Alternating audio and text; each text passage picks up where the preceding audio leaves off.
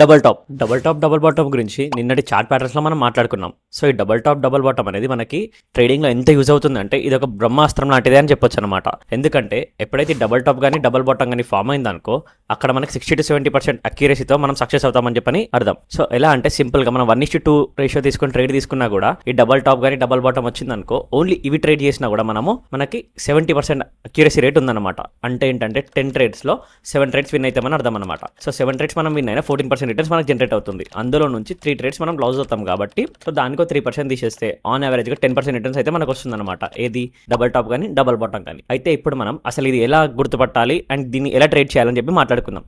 ఎప్పుడైతే double tap అనేది ఎక్కడ ఫామ్ అవుతుంది అంటే సపోర్ట్ దగ్గర 2 టైమ్స్ కనుక ఒకవేళ మార్కెట్ కిందికి వచ్చి సపోర్ట్ని టచ్ చేసి మళ్ళీ కొద్దిగా మీదకి వెళ్ళి మళ్ళీ కిందికి వచ్చి సపోర్ట్ని బేస్ చేసి మళ్ళీ పైకి వెళ్తుందంటే దాన్నే మనము డబుల్ బాటమ్ అంటాం అనమాట.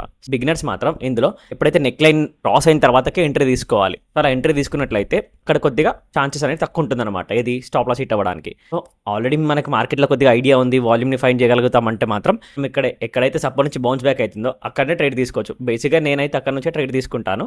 నెక్ లైన్ దగ్గర కొన్నిసార్లు డ్రాప్ అయిపోతాను అనమాట. ఎందుకంటే అక్కడ నుంచి కూడా కొన్నిసార్లు మార్కెట్ అనేది రివర్సల్ అవుతుంది. సేమ్ ఇలానే డబుల్ టాప్ గురించి చూసుకుంటే డబుల్ టాప్ అనేది ఒకసారి మార్కెట్ అనేది పీక్లోకి వెళ్ళి రెసిస్టెన్స్ దగ్గర టచ్ అయ్యి కొద్దిగా ఫాలో అవుతుంది. దాని తర్వాత కూడా సేమ్ మళ్ళీ అలానే రెసిస్టెన్స్ దగ్గరికి వెళ్ళి ఇక్కడ నుంచి ఫాలో అవడం జరుగుతుంది అనమాట.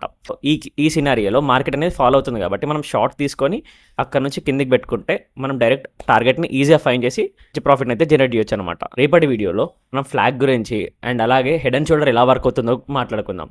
మీరు ఎక్కువగా ఏ ప్యాటర్న్ యూజ్ చేస్తారో కామెంట్ సెక్షన్లో కామెంట్ చేయండి. అండ్ అలాగే డబుల్ టాప్ అని కామెంట్ చేయండి. నేను మీకు కంప్లీట్గా double tap and double bottom ఎలా యూజ్ చేయాలి, ఎక్కడెక్కడ యూజ్ చేస్తే పర్ఫెక్ట్ రిటర్న్స్ వస్తాయో నేను మీకు ఒక పీడిఎఫ్ చేసి పెడతాను. Follow concept student for more.